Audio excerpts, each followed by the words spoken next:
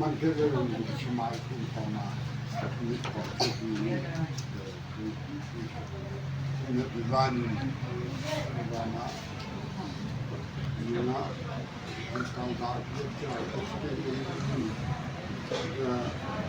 ที่น้ำมันจะตกที่ไหน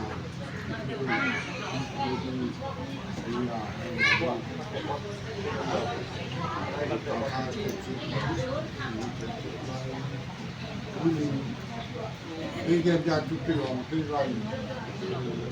จะสัมผัสกับมันอยู่ตรงนี้เราคือที่น่ะน้องด้วยโยนด้วยที่นี่คุณเชื่อไปเรื่อยๆคุณเชื่อว่าน้องใกล้นั้นมาทำว่าน้องด้วยคนที่ตามดูคนโลกมองดูคนโลกอันนี้คือเราน้องมันรอฟังแล้วถ้าเสร็จแล้ว